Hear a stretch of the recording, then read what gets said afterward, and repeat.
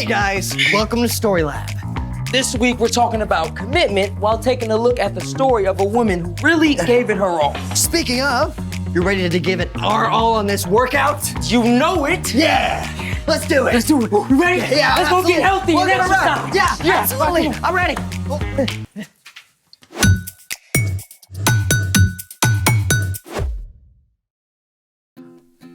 Hey, I'm Carter. And I'm Zeke. And we're talking about commitment, which is making a plan and putting it into practice. Woo, yeah, good workouts. Oh. Hey, how many miles did we run? One. Really? And how many sit-ups did we do? Like 12? Oh, that's a new record. My man.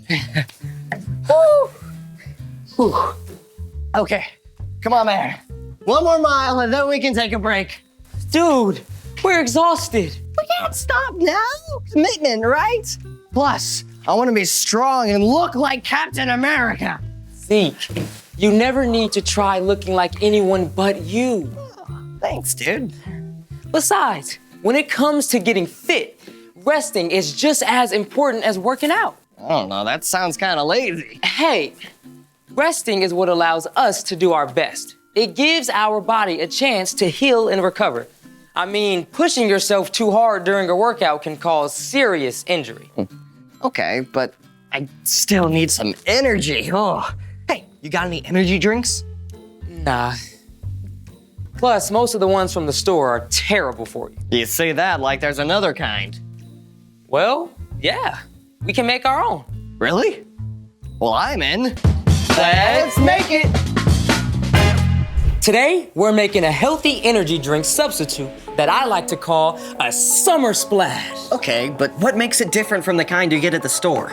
Most of those energy drinks are filled with sugar, caffeine, and artificial flavors. We're gonna make something packed with vitamins and electrolytes instead. Electro what? You know how tired you are after you work out? You mean like right now? Yeah, that's partly because of dehydration. Oh, I know about that. Dehydration is when your body loses more fluids than it takes in. Exactly. When we exercise, we sweat a lot. Sweat is made up of water and salt. Your body sweats to cool you off when you get too hot. So, when you sweat a lot, your body loses fluids, causing you to become dehydrated. So basically, your insides dry up, like how a grape turns into a raisin. Spot on. But can't you just fix dehydration by drinking water? Sure, but electrolytes can help. Electrolytes are minerals and salts that help your body absorb fluids, like water, better and faster. Cool. So, how does this summer splash work? Care to read the recipe? Ah, of course. Let's see. For today's tasty experiment, you'll need 4 cups unsweetened coconut water, 1 1/3 cups of water, 2/3 of a cup of lime juice, 1/4 of a teaspoon of Himalayan sea salt, and 3 teaspoons of raw honey. Coconut water is amazing. It's filled with electrolytes and has 5 times more potassium than most sports drinks. Okay, mix up all your ingredients until the salt dissolves. And enjoy. Simple, easy, and hopefully tasty. Nice summer splash. Thank you. Whew. Ready for the taste test? Oh yeah.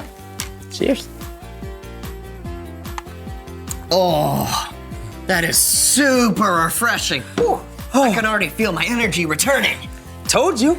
You gotta take care of yourself before you can give it your all. Speaking of giving your all, it's time for the story before the story. Today, we're in the book of Mark, one of the 4 gospels that tell the story of Jesus. Mark was a close friend of Peter and likely recorded Peter's stories of following Jesus for the new believers then and for us today. For 3 years, Jesus traveled all across Israel and Judah with his disciples.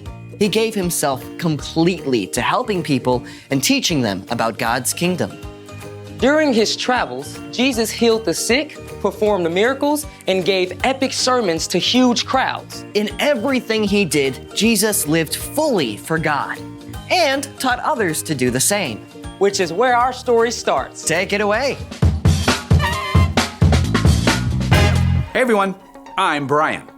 Today's story is about a woman who truly gave everything that she had for God. One day, Jesus was teaching in the temple courtyard as some religious leaders watched. Now, these men wanted to get rid of Jesus because he challenged the way they had always done things. They often looked for ways to trick or trap him. Jesus knew what they were thinking. Watch out for the teachers of the law. They love to have the most important seats. They take over the houses of widows. They say long prayers to show off. A short time later, Jesus went and sat down across from the place at the temple where people came to present their offerings to God. As Jesus watched, some rich men dropped large amounts of money into the offering boxes. The disciples probably noticed too. Whoa, look at that. Yeah, they must really love God. And striking poses, apparently. Just then, a poor widow came up and put 2 very small copper coins into the offering box. They were only worth a couple pennies. Jesus called his friends to come to him. Doesn't sound like much, huh? But you have to understand, at that time, most women couldn't work at a job outside the home. They had to depend on their husbands. So a widow, a woman whose husband had died, often had very little money or anything else. Jesus knew all about the widow at the temple. That poor widow has put more into the offering box than all the others. They all gave a lot because they're rich. She gave even though she is poor. She put in everything she had. That was all she had to live on. Wow. That makes 2 little coins. Seem like $1 million. Jesus looked beyond outside appearances. He knew that it was easy for the rich men to give lots of money, they'd never miss it. But the poor widow gave up everything that she had to honor God. And we still remember and tell her story today. The end. So, even though this widow gave the least amount of money, She actually gave the most. Exactly. Giving isn't always about what or how much you give. It's about the heart behind it. So, what's our part in the story? Well, the widow gave everything she had to God. Even though it wasn't much, she didn't keep anything back. And we can do the same. Sometimes that could be giving money, but often it's how we give other things we have, like our time or a good attitude.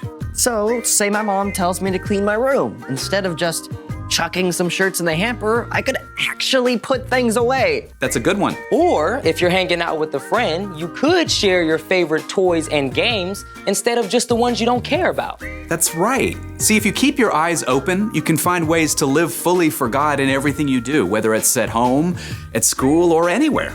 Jesus once told his followers, anything you do for one of the least important of these brothers and sisters of mine, you do for me. So anytime we do stuff for other people, It's like we're doing it for God.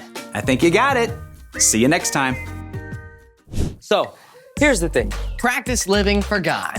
Speaking of practice, are you ready to get back training and finish that last mile? You know it. Ready. All right. Thanks for joining us in the Story Lab. See you next time. All right, let's go. You ready? Yes, let's do it. You ready? Don't try that at home.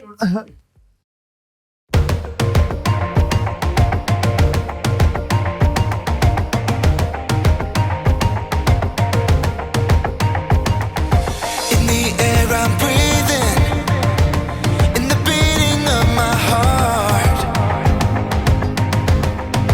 Yeah, in every song I'm singing, oh I'm singing to you, God. And I know you hear